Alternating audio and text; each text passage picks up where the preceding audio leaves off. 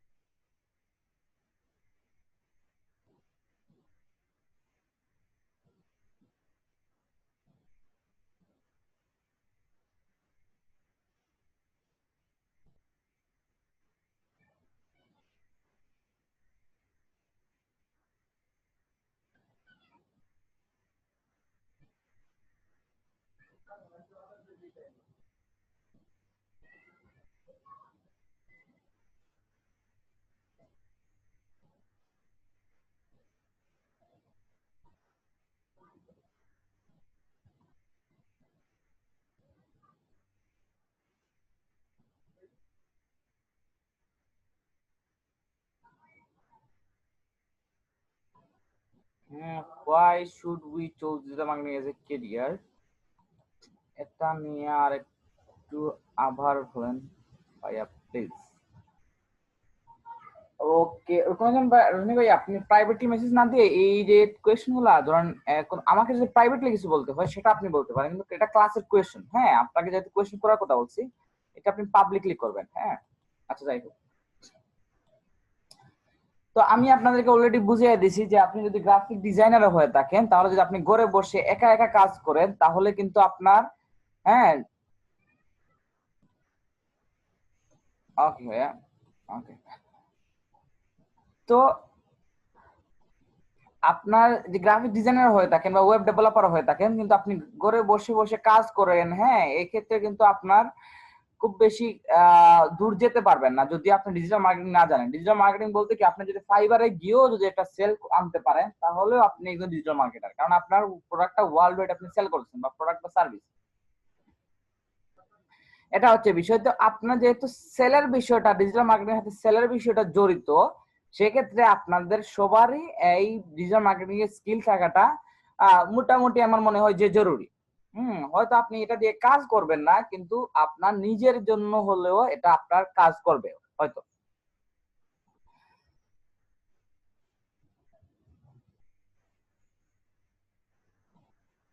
Fibre, fibre আরেকটা আর লাগবে ভাই। হ্যাঁ, আচ্ছা ঠিক আছে। তো আমরা আমাদের প্র্যাকটিক্যাল ক্লাসগুলোতে যাই। আমাদের আর কি ছিল? আচ্ছা ঠিক আছে, এগুলো আর আপনাদের জন্য লাগবে না। হ্যাঁ,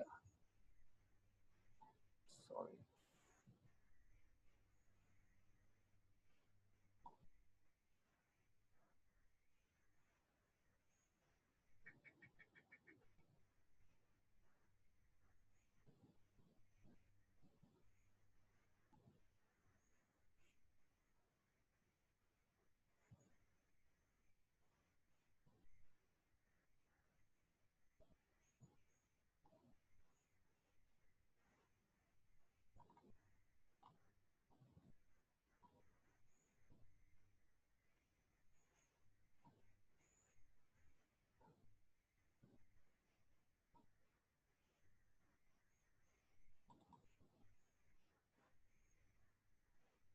তো আমরা আজকে কথা বলবো সোশ্যাল মিডিয়া মার্কেটিং নিয়ে।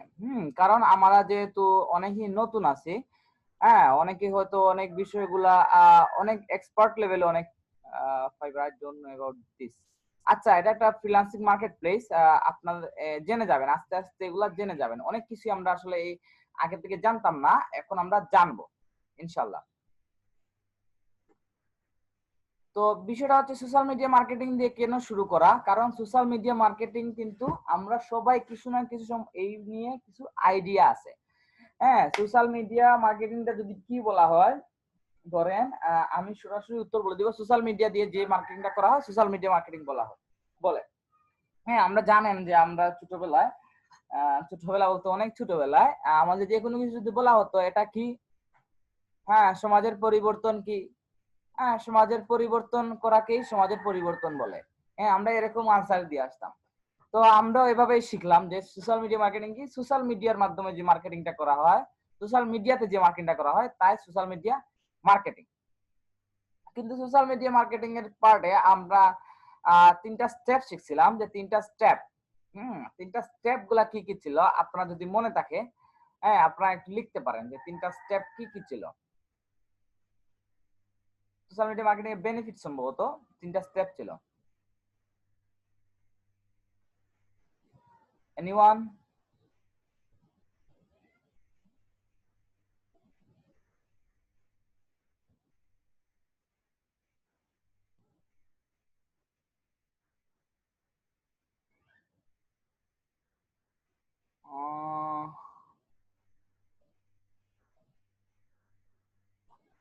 আচ্ছা ঠিক আছে, আমি আপনাদেরকে আরেকবার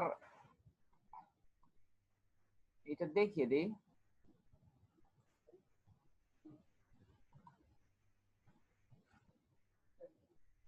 সোশ্যাল মিডিয়া মার্কেটিং এর এই তিনটা স্টেপ খুবই গুরুত্বপূর্ণ। বিষয়টা হচ্ছে ভিজিবিলিটি, কানেক্টিভিটি, ব্র্যান্ডিং। হ্যাঁ, এই তিনটা বিষয় আপনাকে সব সময় মাথায় রাখতে হবে যে সোশ্যাল মিডিয়া মার্কেটিংটা কেন। আমার ভিজিবিলিটি বাড়াতে পারবো, কানেক্টিভিটি বাড়াতে পারবো এবং ব্র্যান্ডিংটা করতে পারবো। তো এটা কিন্তু একটা ওয়ান বাই ওয়ান স্টেপ। কারণ আপনাকে ভিজিবিলিটি বাড়ানোর পরে কানেক্টিভিটি বাড়াতে হবে, কানেক্টিভিটি বাড়লে অলরেডি এর পরে আপনি একটা স্কোপ পাবেন আপনার ব্র্যান্ডিং এর জন্য। তো এইটা আপনাদেরকে মনে রাখতে হবে। এই বিষয়গুলো আসলে যদিও এটা থিওরিটিক্যাল বিষয়, কিন্তু আপনি দেখবেন মার্কেটিং এর থিওরিটিক্যাল বিষয়গুলো কিন্তু অনেক বেশি কাজে আসে। কারণ আপনাকে জানতে হবে যে আপনার প্রোডাক্টটা কোন ওয়েতে আপনি সেল করতে হবে। হ্যাঁ, ফাইবারে যে অ্যাকাউন্ট ক্রিয়েশন বা গিগ ক্রিয়েশন, এটা তো সবাই ১ ঘন্টা একটা ভিডিও যদি ইউটিউবে অনেকগুলা ভিডিও আছে, কিন্তু সবাই কি ওই ভিডিওগুলো দেখে সেল জেনারেট করতে পারে? করতে পারে না। কারণ কি ওর আপনাদের তো গিগটা নিজেকেই ক্রিয়েট করতে হয়। তো নিজেরা গিগ ক্রিয়েট করলে আপনার একটা প্রোডাক্টকে কিভাবে উপস্থাপনা করবেন, কিভাবে এর ব্র্যান্ডিং করবেন, কিভাবে আপনার কাস্টমার গুলাকে ফিরিয়ে আনবেন, ভিজিবিলিটি পরে কানেক্টিভিটি পরে ব্র্যান্ডিং, এই বিষয়গুলা হচ্ছে যে সোশ্যাল মিডিয়া মার্কেটিং এর মেইন স্টেপ। হ্যাঁ, তো এটা নিয়ে আমরা কথা বলবো। আচ্ছা, তো importance of social media, importance of social media কি? ইম্পর্টেন্স অফ সোশ্যাল মিডিয়া হচ্ছে যে আপনার যেহেতু মানুষ সবচেয়ে বেশি টাইম কোথায় স্পেন্ড করে, সোশ্যাল মিডিয়াতে, কিন্তু আপনাকে কিন্তু কোনো মানুষ সোশ্যাল মিডিয়াতে ওর প্রোডাক্ট কিনতে আসে না। ধরেন সোশ্যাল মিডিয়া যখন আসে তখন কিন্তু সে অনেক আত্মীয় স্বজন বা রিলেটিভ বা যেগুলা সে পছন্দ করে দেখতে ওইগুলাই দেখে। ওইগুলা দেখার মধ্যে যদি আপনার পোস্টটা ওর সামনে চলে আসতে পারে, উনার আপনার অ্যাডটা যদি ওনার সামনে চলে আসে, উনি এটাতে ইন্টারেস্টেড ফিল করতে পারে। ইন্টারেস্টেড ফিল করতে পারে বা এটা চান্সটা অনেক বেশি।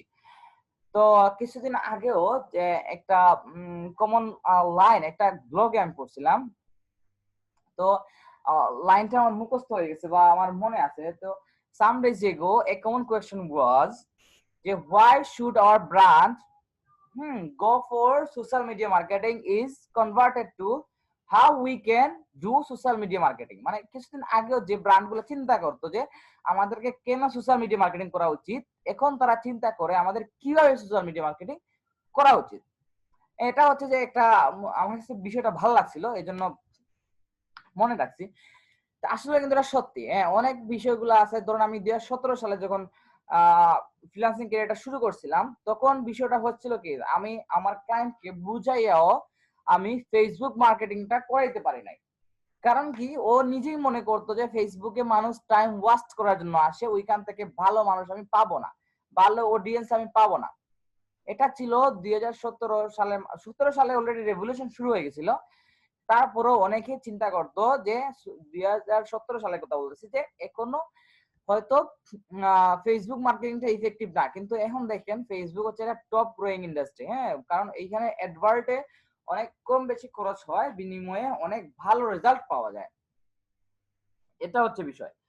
তো এইটাই হচ্ছে ইম্পর্টেন্স অফ সোশ্যাল মিডিয়া, কারণ সোশ্যাল মিডিয়াতে মানুষ সবচেয়ে বেশি টাইম স্পেন্ড করে, আর যেখানে টাইম স্পেন্ড করে মার্কেটার তো ওর প্রোডাক্ট নিয়ে ওইখানেই হাজির হবে, এটাই তো স্বাভাবিক। আচ্ছা, তো সোশ্যাল মিডিয়া মার্কেটিং এর এই রোড ম্যাপটা খুবই কার্যকরী। আরো অনেক রোড ম্যাপ আছে, কিন্তু আমার কাছে পার্সোনালি এটা ভালো লাগে। তো আপনাকে প্রথমে সেট গোল করতে হবে যে আপনি কি প্রোডাক্ট নিয়ে কাজ করবেন, কাদের কাছে সেল করবেন এবং কেন সেল করবেন, কেন ওদের দরকার, কারণ ওদের কি দরকার এটা আর কেন দরকার, এটা আপনাকে ডিফাইন করতে হবে। যে আপনার একটা গোল সেট আপ করতে হবে আপনার প্রোডাক্টটা ও কেন কিনবে। হ্যাঁ, আর আপনাকে সিলেক্ট করতে হবে যে ওর একটা চাহিদা আছে, আমি এই প্রোডাক্টটা সেল করবো। ধরেন আপনার সার্ভিসটা কি graphic design, graphic design world wide চাহিদা আছে, আপনি সেল গোল সেট আপ করলেন যে আমি গ্রাফিক ডিজাইন নিয়ে সার্ভিস সেল করবো ওয়ার্ল্ড ওয়াইড। ফাইন। তারপরে যে বিষয়টা হচ্ছে যে চুজ প্ল্যাটফর্মস। হ্যাঁ, আপনি প্ল্যাটফর্ম হিসাবে ধরেন সোশ্যাল মিডিয়া মার্কেটিং যেহেতু বলতেছি আমি, আপনি ধরেন আপনি ফাইবার বা আপওয়ার্ক বা মার্কেট প্লেস সম্পর্কে আপনার কোনো আইডিয়া নেই, তো আপনি অলরেডি একজন গ্রাফিক ডিজাইনার বা গ্রাফিক ডিজাইন এজেন্সি আপনার, আপনি কি করলেন, আপনি ইনস্টাগ্রামকে নিলেন আপনার বেজ হিসাবে, যেমন চুজ প্ল্যাটফর্মে আপনি ইনস্টাগ্রাম বা ফেসবুক নিলেন আপনার প্ল্যাটফর্ম হিসাবে। তারপরে আপনার অডিয়েন্স গুলা সেট করলেন যে যাদের হয়তো আপনার অফিস আছে, হ্যাঁ, যাদের অফিস আছে বা টুরিস্ট এজেন্সি আছে বা এরকম টাইপের কিছু একটা, যারা অফিস পরিচালনা করে, যাদের অনেক বেশি গ্রাফিক্স এর ওয়ার্ক প্রয়োজন হয়, আপনার অডিয়েন্স গুলাকে আপনি পেলেন। ওই অডিয়েন্সের জন্য কিন্তু আপনাকে একটা কন্টেন্ট ক্রিয়েট করতে হবে, যে একটা ফটো বা একটা যে কোনো একটা কিছু কন্টেন্ট, কন্টেন্ট বলতে ফটো, ভিডিও, টেক্সট এভরিথিং বুঝাই। টাইপস অফ কন্টেন্টে আমরা দেখছিলাম অনেকগুলা বিষয়কে কন্টেন্ট বলা হয়। কন্টেন্ট ক্রিয়েশনের পরে ধরেন আপনি কন্টেন্ট ক্রিয়েট করলেন যে I will provide 5 design, 5 flyer design at $100। হ্যাঁ, আমি $100 5টা ফ্লায়ার ডিজাইন করে দিব। তো অথবা if you need design then contact with me, or what is your opinion, মানে হোয়াট ইজ ইউর রিকোয়ারমেন্ট, এরকম কিছু বললেন। তো ও আসলে এসে প্রশ্ন করবে, তো যারা আপনাদের ক্লায়েন্ট, হ্যাঁ ধরেন এরা এসে কিন্তু একটা প্রশ্ন করবে যে আপনাকে এটা যে আমি এই টাইপের ডিজাইন করতে চাই, আমি কি করা যাবে কিনা। তো আপনি কি বলেন, সাপোর্ট দিলেন যে তুমি যে ডিজাইন গুলা করতে চাচ্ছ সেটা অনেক ভালো, এবং ওনার সাথে এঙ্গেজ হতে হবে, যে ওনার সাথে কথা বলতে হবে যে আচ্ছা ঠিক আছে তুমি কি কি ডিজাইন চাও, হ্যাঁ তুমি এই ডিজাইন গুলো এভাবে চাও নাকি ওইভাবে চাও। এগুলো আসলে ডিজাইন সম্পর্কে অত বেশি আইডিয়া নাই, তাই আসলে খুব ডিটেলস ভাবে উদাহরণ দিতে পারি না। আচ্ছা, এরপরে যে বিষয়টা হচ্ছে মেজার রেজাল্ট, আপনাকে রেজাল্ট মেজারমেন্ট করতে হবে, যে আপনার এই যে এঙ্গেজমেন্ট করতেছেন বা সবকিছু করতেছেন, সবকিছু করার পরে আপনার রেজাল্টটা কি। আলটিমেটলি কিন্তু আমাদের রেজাল্টটা হচ্ছে মেইন। আপনারা সারা বছর পড়েন, কিন্তু আসলে দিন শেষে মানুষ কি দেখে, আপনি কি শিখছেন নাকি আপনার রেজাল্ট কতটুকু আসছে। হ্যাঁ, এটা কিন্তু একটা ইম্পর্টেন্ট বিষয়। তো আপনার হ্যাঁ রেজাল্টটাকে আপনার দেখতে হবে যে রেজাল্টটা আপনার কি আসতেছে।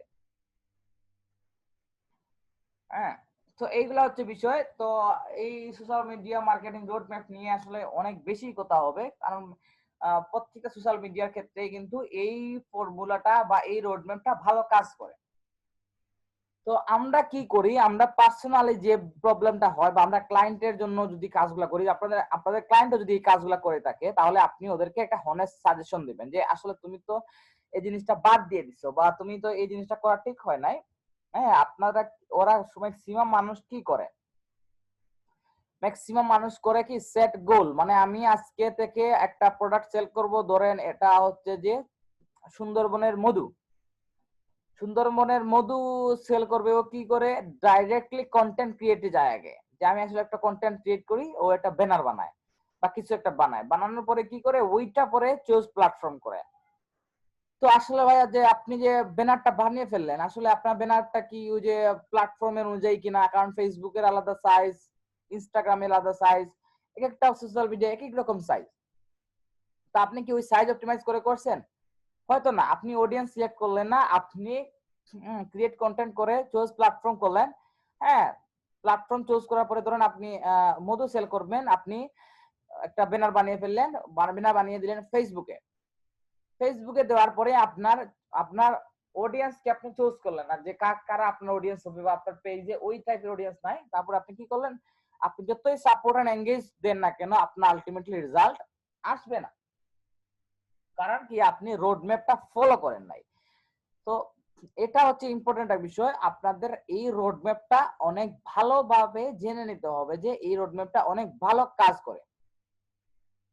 আচ্ছা যাই হোক। তো ইনস্টাগ্রাম মার্কেটিং, আচ্ছা যাই হোক, আমি অন্যান্য বেচে ইনস্টাগ্রাম মার্কেটিং দিয়েই ক্লাসগুলো শুরু করেছিলাম। তো আমার যেহেতু ফাইভ ভাই আমাকে একটা আইডিয়া দিলেন যে প্রত্যেকটা বেচে তুমি যেহেতু ইনস্টাগ্রাম মার্কেটিং নিয়ে স্টার্ট করছো, তো একটা বেচে তুমি ফেসবুক মার্কেটিং দিয়ে স্টার্ট করো। হুম।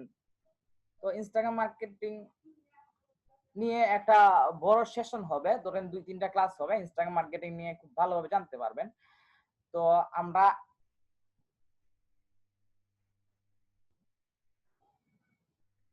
আজকে আমরা ফেসবুক মার্কেটিংটা খুব ভালোভাবে শিখবো। ও আচ্ছা, 10টা 33 হয়ে গেছে, আমার উচিত একটা ব্রেক দেওয়া আপনাদের। তো আপনাদের একটা ব্রেক দেই, আপনাদের হয়তো অনেকেই ফ্রেশ হবেন এবং হয়তো ব্রেকফাস্টের একটা প্রয়োজন আছে। তো আমরা একটা হাফ এন আওয়ারের একটা ব্রেকে যাই। আমরা ঠিক ফিরতেছি, হাফ এন আওয়ার না, আসলে 10টা 33 বেজে গেছে, আমরা ঠিক 11টায় চলে আসি। 25 মিনিট ধরেন আমাদের একটা ব্রেক টাইম থাকলো। এরপরে আমরা হয়তো প্র্যাকটিক্যাল ক্লাসটা শুরু করে দিব। আচ্ছা।